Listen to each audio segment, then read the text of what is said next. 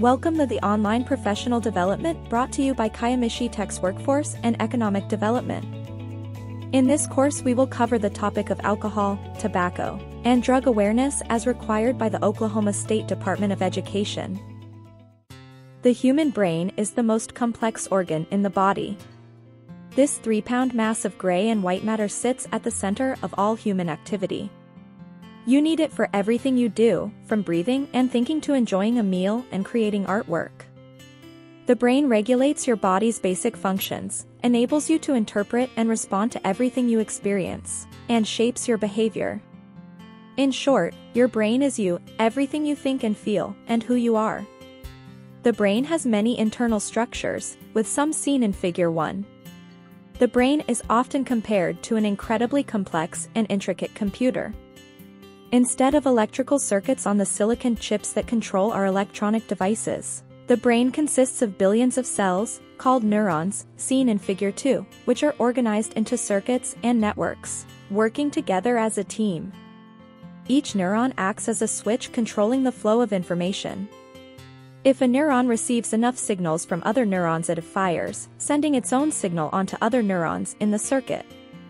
Different brain circuits are responsible for coordinating and performing specific functions, such as sensing our environment, thinking and reasoning, language abilities, and movement. Networks of neurons send signals back and forth to each other and among different parts of the brain, the spinal cord, and nerves in the rest of the body, the peripheral nervous system. To transmit a message, a neuron releases a chemical neurotransmitter via transporter molecules into the gap, or synapse, between it and the next cell. The neurotransmitter crosses the synapse and attaches to receptors on the receiving neuron, like a key into a lock. This causes changes in the receiving cell. Other molecules called transporters recycle neurotransmitters, that is, bring them back into the neuron that released them, which limits or shuts off the signal between neurons. Drugs can alter important brain areas that are necessary for life-sustaining functions, and can drive the compulsive drug use that marks progression to a substance use disorder, SUD, and addiction. Brain areas affected by drug use include: the basal ganglia plays an important role in positive forms of motivation, including the pleasurable effects of healthy activities like eating, socializing, or playing a game. They are also involved in forming habits and routines. These areas form a keynote of what is sometimes called the brain's reward circuit. Drugs overactivate this circuit, producing the euphoria of the drug high. But with repeated exposure, the circuit adapts to the presence of the drug, diminishing its sensitivity and making it hard to feel pleasure from anything besides the drug. The amygdala plays a role in stressful feelings like anxiety, irritability, and unease, which characterize withdrawal after the drug high. This withdrawal motivates the person to seek the drug again. This circuit becomes increasingly sensitive with increased drug use, and over time, a person with an SUD might use drugs not to get high, but simply to get temporary relief from this discomfort. The prefrontal cortex powers the ability to think, plan, solve problems, make decisions, and exert self-control over. This is also the last part of the brain to mature, making teens most vulnerable to the effects of drugs. Shifting balance between this circuit and the reward and stress circuits of the basal ganglia and amygdala reduce impulse control, and make a person with an SUD seek the drug compulsively.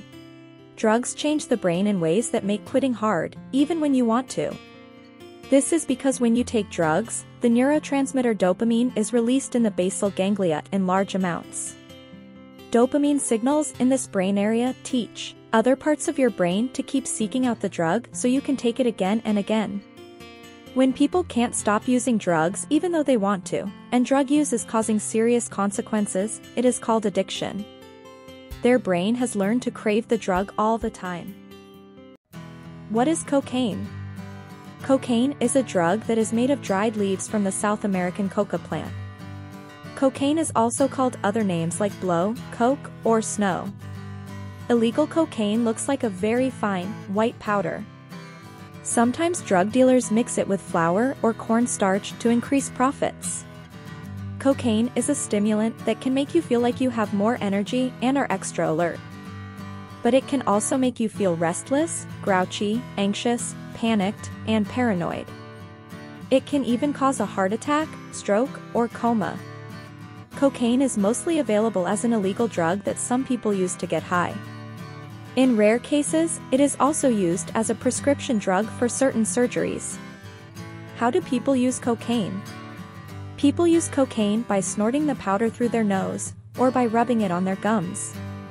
They can also mix it with water and inject it into their body.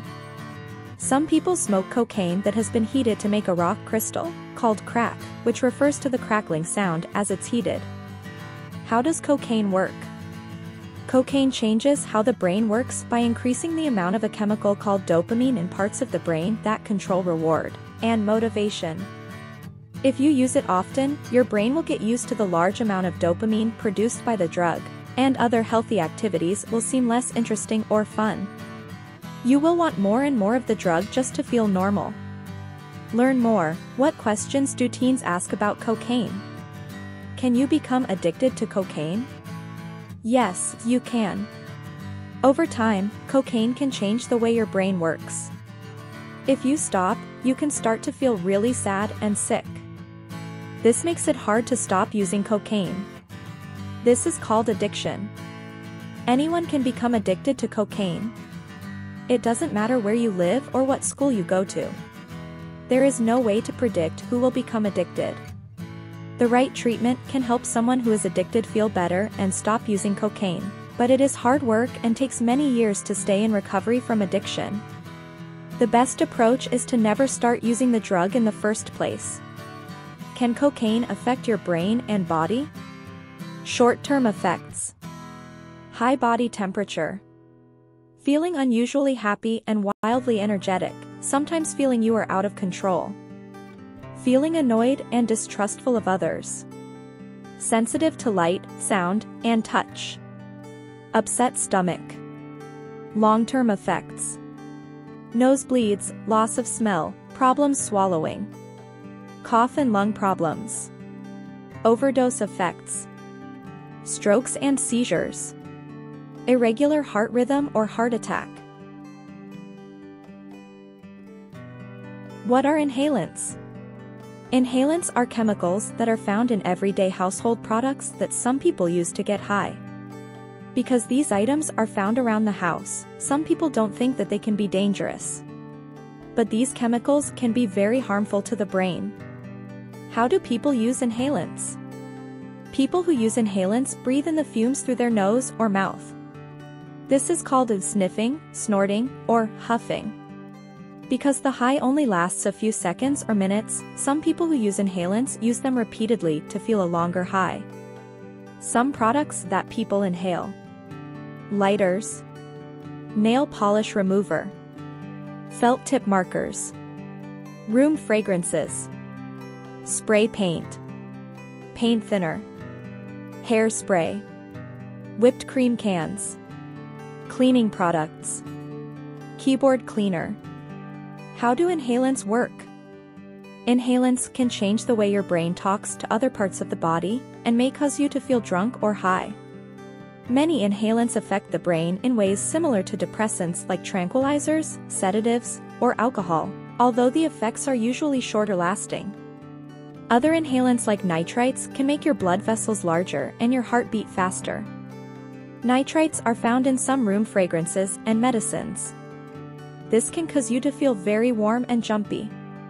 Can you become addicted to inhalants? It is not very common, but yes, you can become addicted to inhalants. Over time, inhalants can change the way your brain works, and you can feel really sick when you are not using them. This can make it hard to stop using inhalants. This is called an addiction. Don't forget that anyone can become addicted to inhalants.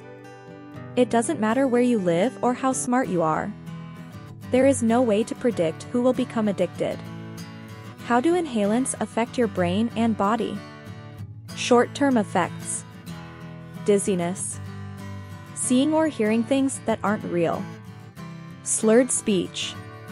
Lack of body control. Long-term effects. Brain damage. Hearing problems. Liver and kidney damage. What are synthetic drugs? Some drugs, like cocaine and marijuana, come from plants that grow in the earth. But synthetic drugs are made in labs. Both kinds can be dangerous. Two common synthetic drugs are bath salts and K2/spice. K2 and spice are brand names for synthetic cannabinoids. Bath salts are an example of synthetic cathinones, but should not be confused with products such as Epsom salt that people use during bathing. K2/spice, synthetic cannabinoids. K2 and spice are chemicals that can alter your mind and make you see, feel, or hear things that aren't there. These chemicals are sprayed onto dried leaves to look like marijuana, or are sold as liquids. Some of the chemicals are similar to the ones found in the marijuana plant, but it is a very different drug. You may have seen K2 and spice in stores in bright packages that say they are a natural product. But don't be fooled. These products have lots of chemicals in them that are not safe. These products are also known as herbal or liquid incense. How do people use K2/spice? People use K2 and spice by smoking the chemical sprayed leaves or inhaling the liquids in e-vaporizers or other products. They can also put the liquids into tea to drink. How do K2/spice affect your brain and body? Short-term effects. Feeling really relaxed. Seeing and hearing things that aren't there. Being very confused. Feeling anxious. Fast heart rate. Vomiting. Long-term effects. Kidney problems. Seizures. Bath salts are a brand name for a class of drugs called synthetic cathinones. Cathinones are drugs similar to the chemicals in the khat plant that grows in Africa. But the human-made version is much stronger and can be very dangerous. They look like little white or brown crystals. But they are not like the products you put in your bath to make it fizz. They are usually found in plastic or foil packages and are used to get high. Bath salts are sold under many different names like Bliss, Cloud9, Lunar Wave, Vanilla Sky, and White Lightning. Bath salts are stimulants that can cause extreme energy, alertness, and attention. They can also alter your perceptions and cause you to act strangely or even violently. They are chemically similar to drugs like amphetamines and cocaine. How do people use bath salts? People swallow bath salts. They can also snort them up their nose or mix them with water and inject them into their body. How do bath salts affect your brain and body? Short-term effects. Fast heart rate. Feeling really friendly. Having panic attacks. Seeing things that aren't real. Feeling very angry and being violent. Long-term effects. Kidney problems. Weak muscles. Heart problems. How do K2/spice and bath salts work? Compared to drugs like cocaine and marijuana, there is less research on how K2/spice and bath salts work in the brain. Researchers do know that these drugs attach to the same areas in the brain, called receptors, where chemicals in cocaine and marijuana attach. Researchers have also found that K2/spice can produce stronger effects than marijuana and that bath salts can produce stronger effects than cocaine. Anyone can become addicted to synthetic drugs. It doesn't matter where you live or what school you go to. There is no way to predict who will become addicted. Can you become addicted to synthetic drugs? Yes, you can. Over time, all drugs can change the way your brain works. If you stop, you can start to feel really sad and sick. This makes it hard to stop using them. This is called addiction. The right treatment can help someone who is addicted feel better and stop using synthetic drugs. But treatment is hard work and it can take many years to recover from addiction. The best approach is to never start using the drug in the first place. What is marijuana? Marijuana is made of dried flowers, leaves, and seeds from the cannabis plant. Many people use marijuana to get high, but some also use it as medicine. You might have heard marijuana called other names, like weed or pot. People think that because marijuana is a plant, it can't be bad for them. But many dangerous drugs like cocaine, heroin, and tobacco also come from plants and are natural like marijuana. In fact, marijuana has hundreds of chemicals in it, some of which can harm your brain. How do people use marijuana? People can smoke marijuana rolled up like cigarettes, put it into tea, or cook it into food or candy. Some people think that it is safer to inhale marijuana using electronic cigarettes or vaping devices, because they are not inhaling smoke. This is called vaping. But studies show that vaping can be harmful because you still inhale the same brain-altering chemicals. How does marijuana work? Marijuana changes how the brain works. It affects brain cells, neurons, in parts of the brain that control body coordination, memory, pleasure, and judgment. How does marijuana affect your brain and body? Short-term effects. Loss of coordination and slower reactions. Altered sense of time. Feeling relaxed. Anxiety, fear, distrust, or panic, in some users or when taken in high doses. Increased hunger. Faster heart rate. Long-term effects. Problems with memory and learning skills. Problems with breathing. Cough or lung sickness. Severe nausea and vomiting. View transcript. Can you become addicted to marijuana? Yes, you can. Over time, your body can get used to marijuana, so you feel bad if you don't take it. You might take it all the time just to feel normal and keep taking it even if it gets in the way of school, work, or friendships. This is called addiction. Anyone can become addicted to marijuana. It doesn't matter how smart you are or where you live. There is no way to predict who is likely to become addicted. What about medical marijuana? Research shows that some of the chemicals in marijuana might be helpful with some kinds of pain, nausea, or possibly other conditions. Some states allow people with a wide range of illnesses to get marijuana legally as medicine, even though science hasn't proved it works for many of these illnesses. The government has also approved a few medicines in pill form that have marijuana chemicals in them but don't make you high. Only a doctor can give you these medicines. Scientists are looking at ways that chemicals in marijuana can help with other conditions, but it will take years of research. Is marijuana legal? Laws about marijuana for recreational use vary by state, but it is not legal for teens in any state. Medical marijuana in the state of Oklahoma. Can a student self-administer medical marijuana on school property? No. There is not a current Oklahoma law authorizing a student to use, possess, and/or self-administer medical marijuana on school property. Oklahoma laws authorizing students to self-administer medication are limited to sunscreen, inhaled asthma medication, and anaphylaxis medication. Can school personnel, including but not limited to a school nurse, possess, on behalf of, and/or administer medical marijuana to a student? No.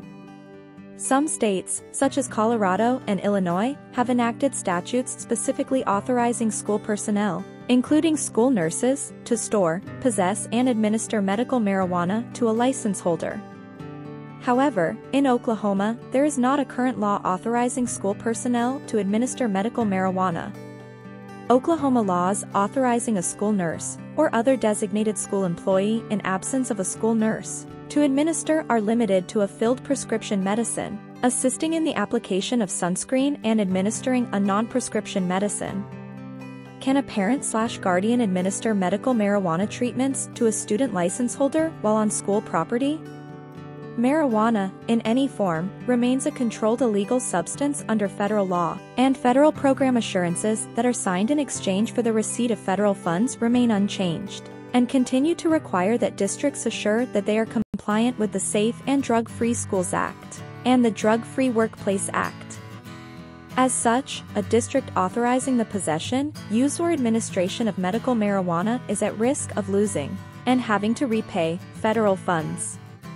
It should be noted, however, that we are not aware of a state with a marijuana authorization law, medical or otherwise, or a school district in such a state that has lost or been required to repay federal funds as a result of its authorizing the possession, use or administration of marijuana on school property consistent with that state's law.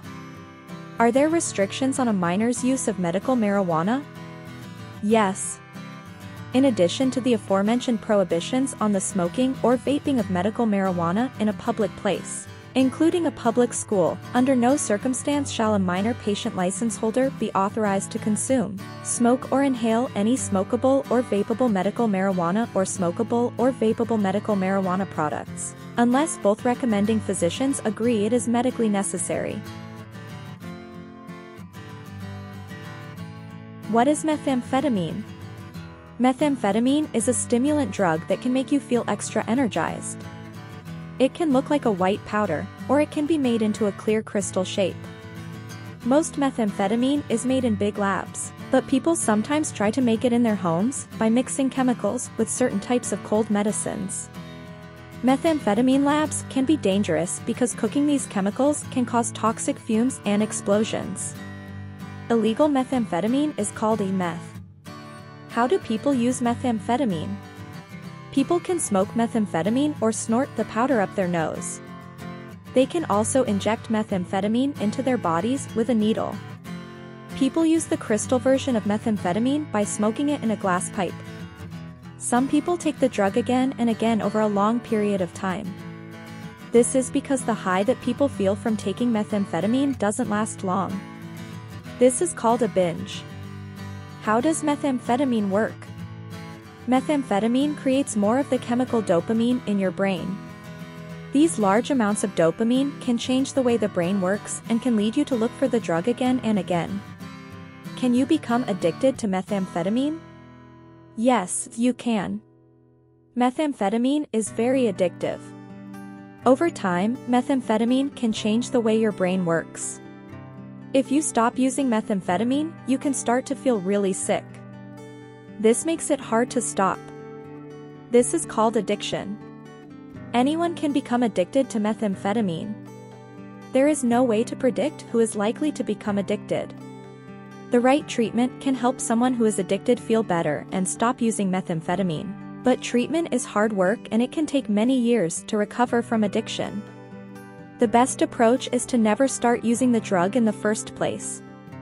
How does methamphetamine affect your brain and body? Short-term effects. More energy. High body temperature. Fast heart rate. Faster breathing. Not feeling hungry. Long-term effects. Anxiety, confusion. Itchy skin, causing sores from scratching. Extreme weight loss. Rotting teeth. What is nicotine? Tobacco is a leafy plant grown all around the world. Tobacco is used by so many people because it contains a powerful drug called nicotine. Nicotine is very addictive. How do people use tobacco and nicotine? People can smoke, sniff, chew, or inhale the vapors of tobacco and nicotine products. Some products that you smoke or inhale. Types of nicotine you smoke or inhale and smokeless products. Cigarettes. Cigars. Vaping devices. Hookahs. Smokeless products. Chewing tobacco. Snuff, ground tobacco that can be sniffed or put between your cheek and gums. Dip, wet snuff that is chewed. Snooze, small pouch of wet snuff. Just being around people who are smoking can be dangerous. How does nicotine work? Nicotine is absorbed into your bloodstream and goes to your adrenal glands just above your kidneys. The glands release adrenaline, which increases your blood pressure, breathing, and heart rate. Adrenaline also gives you a lot of good feelings all at once. What are other health effects? Nicotine affects the eyes, mouth, heart, stomach, bladder, kidney. While nicotine is addictive, most of the health effects come from other tobacco chemicals. Tobacco use harms every organ in your body. Smoking tobacco products can cause lung, mouth, stomach, kidney, and bladder cancers. It can also cause lung problems, like coughing, and lead to heart disease, eye problems, and yellow teeth. Smokeless tobacco products are dangerous, too. They can cause oral cancer and heart and gum disease. How do you become addicted to nicotine? Over time, the nicotine in tobacco can change the way your brain works. If you stop using it, your body can get confused and you can start to feel really sick. This makes it hard to stop using these products even when you know it's bad for you. This is called addiction. It can be very hard to stop smoking, but there are some medications that can help. What are vaping devices? You might have heard people talking about vape pens, vapes, or e-cigarettes, e-cigs. These are names for battery-operated devices that people use to inhale nicotine, flavoring, or other chemicals. They can look like cigarettes, pipes, pens, or USB memory sticks. How do vaping devices work? Puffing on a vape pen or e-cig heats up the device, which turns the liquid in the device into vapor. The person then inhales the vapor and the flavor or nicotine goes into their body. Can vaping devices help you stop smoking? Some people think that vaping can help you stop smoking. But actually, there is not enough science to prove this. In fact, some research shows that non-smoking preteens and teens who vape nicotine might go on to use other tobacco products like cigarettes. What are opioids? Medicine. Doctors prescribe opioids to people who are in serious pain from things like dental surgery, sports injuries, and cancer. If people follow their doctor's instructions and take the right amount of medicine, opioids can help their pain go away. But these medicines can also be dangerous if misused. Examples of opioid pills are OxyContin registered, Percocet registered, and Vicodin registered. People sometimes call opioid medicines different names like happy pills, hillbilly heroin, OC, Oxy, Percs, or Vicks. Heroin and fentanyl. Heroin is an illegal opioid that people use to get high, often with a needle. It can be a white or brown powder, or a black sticky substance called black tar heroin. Sometimes people call heroin names like Big H, horse, brown sugar, hell dust, and smack. Another illegal opioid is fentanyl, a white powder many times more powerful than heroin. Sometimes street heroin is mixed with fentanyl, and this causes many overdoses. Both opioid medicine and illegal opioids like heroin and fentanyl can cause addiction, overdose, or even death. How do opioids work? Opioids affect nerve cells, neurons, in your brain and body. They tell your brain to block pain, and they also make you feel calm and happy. What are opioids' effects? Short-term effects. Feelings of calm, sleepiness, confusion. Slowed or stopped breathing can cause fatal overdose.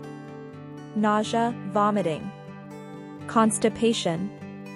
Long-term effects. Addiction. Heart infection. Lung infection. Muscle pain. How do you become addicted to opioids? More people in the US die from opioid overdoses than from other drugs. Over time, the body gets used to having the drug and feels terrible without it. Withdrawal is like having the flu but much worse, and it can make it hard to stop taking the drug. If a person starts seeking and taking an opioid despite how it is interfering with work, school, or relationships, it is called addiction. It's important to know that anyone can become addicted to opioids. It doesn't matter where you live or how smart you are. There is no way to predict who is likely to become addicted. How do opioids affect your life? If you are addicted to opioids, the drug can take over your life. Getting more opioids and getting high can become all you think about. And it makes it hard for you to enjoy things that used to make you happy. Can you imagine if the things you loved no longer made you feel happy? What are prescription stimulants? Prescription stimulants are a type of medicine that doctors give people to help them with attention deficit hyperactivity disorders, ADHD, or serious sleep problems. You might have heard of stimulants like Adderall registered and Ritalin registered. They are usually given as pills. If you have ADHD, prescription stimulants can make you more alert, increase your attention, help you focus, and give you more energy. Why do people misuse prescription stimulants? When people who need these medications follow their doctor's instructions and take the right amount of medicine, they can feel better and focus better in school. But some people misuse these stimulants to get high, feel more alert, or to try to get better grades. If you do not have ADHD, there are no studies to show these medicines improve your grades, but there could be many other reasons these young people are not doing well in school. How do prescription stimulants work? Prescription stimulants change the way the brain works by acting on the chemicals dopamine and norepinephrine. Dopamine makes you want to take the drug again and again. Norepinephrine gets your brain and body ready for action. How do prescription stimulants affect your brain and body? Prescription stimulants can have uncomfortable side effects, even when prescribed by a doctor. When people misuse them, they can be especially dangerous. When doctors prescribe stimulants, they start in low doses and slowly increase the dose until someone feels better. When people misuse stimulants, they sometimes take high doses right away, which is dangerous. Misusing stimulants can cause high blood pressure, fast heartbeat, high body temperature, sleeping problems, angry reactions, heart problems. Can you become addicted to prescription stimulants? Yes, you can. Over time, misusing stimulants can change the way your brain works, and you can become addicted. Addiction means you want to continue to take a drug even if bad things start happening to you, like getting poor grades or having problems with family and friends. You can also go into withdrawal if you stop taking them all of a sudden. This can be unpleasant, painful, and make you feel really bad. It makes it very hard to stop taking the drug. This is why it is very important that people take stimulants exactly as their doctor says. People who can't stop taking the drug could be addicted. It doesn't matter where you live or how smart you are. There is no way to predict who will become addicted. The right treatment can help someone who is addicted feel better and stop misusing prescription stimulants. But treatment is hard work and it can take many years to recover from addiction. The best approach is to never start using the drug in the first place. What is alcohol use disorder? Alcohol use disorder, AUD, is a chronic relapsing brain disorder characterized by an impaired ability to stop or control alcohol use despite adverse social, occupational, or health consequences. AUD ranges from mild to severe. When teens drink, alcohol affects their brains in the short term, and repeated drinking can also have an impact on the brain down the road, especially as it grows and develops. Short-term consequences of intoxication, being a drunk. An intoxicated person has a harder time making good decisions. They also have impaired motor coordination. A person is less aware that her behavior may be inappropriate or unsafe. A person has a greater risk of being injured from falls or vehicle crashes. A person may be more likely to engage in unsafe behavior, including drinking and driving, unsafe sexual behavior, like unprotected sex, and aggressive or violent behavior. A person is less likely to recognize potential danger. Long-term consequences as the teen brain develops. Research suggests that drinking during the teen years could interfere with normal brain development and change the brain in ways that have negative effects on information processing and learning. Increase the risk of developing alcohol use disorder later in life. When people drink alcohol, they may temporarily feel elated and happy, but they should not be fooled. As blood alcohol level rises, the effects on the body and the potential risks multiply. Inhibitions and memory become affected, so people may say and do things that they will regret later and possibly not remember doing at all. Decision-making skills are affected, so people may be at greater risk for driving under the influence. and risking an alcohol-related traffic crash, or making unwise decisions about sex. Aggression can increase, potentially leading to everything from verbal abuse to physical fights. Coordination and physical control are also impacted. When drinking leads to loss of balance, slurred speech, and blurred vision, even normal activities can become more dangerous. Consuming a dangerously high amount of alcohol can also lead to alcohol overdose and death. When people drink too much, they may eventually pass out, lose consciousness. Reflexes like gagging and breathing can be suppressed. That means people who have had too much alcohol could vomit and choke, or just stop breathing completely. Vulnerability to overdose increases if the teen is already on a sedative hypnotic, such as Valium, Xanax, or Benadryl, or pain medication. Based on data from 2006 to 2010, the Centers for Disease Control and Prevention, CDC, estimates that, on average, alcohol is a factor in the deaths of 4,358 young people under age 21 each year. This includes 1,580 deaths from motor vehicle crashes, 1,269 from homicides, 245 from alcohol poisoning, falls, burns, and drowning, 492 from suicides. Causes many injuries. Drinking alcohol can cause kids to have accidents and get hurt. In 2011 alone, about 188,000 people under age 21 visited an emergency room for alcohol-related injuries. Impairs judgment. Drinking can lead to poor decisions about engaging in risky behavior, including drinking and driving, sexual activity, such as unprotected sex, and aggressive or violent behavior. Increases the risk of physical and sexual assault. Underage youth who drink are more likely to carry out or be the victim of a physical or sexual assault after drinking than others their age who do not drink. Can lead to other problems. Drinking may cause youth to have trouble in school or with the law. Drinking alcohol also is associated with the use of other drugs. Increases the risk of alcohol problems later in life. Research shows that people who start drinking before the age of 15 are 4 times more likely to meet the criteria for alcohol dependence at some point in their lives. Interferes with brain development. Research shows that young people's brains keep developing well into their 20s. Alcohol can alter this development, potentially affecting both brain structure and function.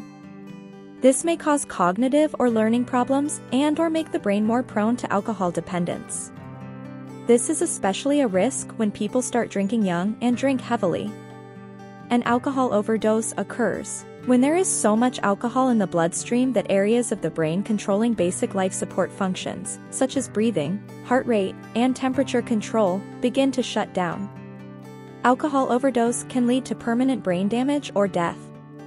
Symptoms of alcohol overdose include mental confusion, stupor, difficulty remaining conscious or inability to wake up, vomiting, seizures, slow breathing, fewer than 8 breaths per minute, irregular breathing, 10 seconds or more between breaths, slow heart rate, clammy skin, dulled responses, such as no gag reflex, which prevents choking, extremely low body temperature, bluish skin color, or paleness.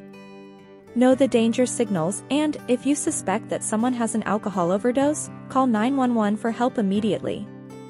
Do not wait for the person to have all the symptoms, and be aware that a person who has passed out can die.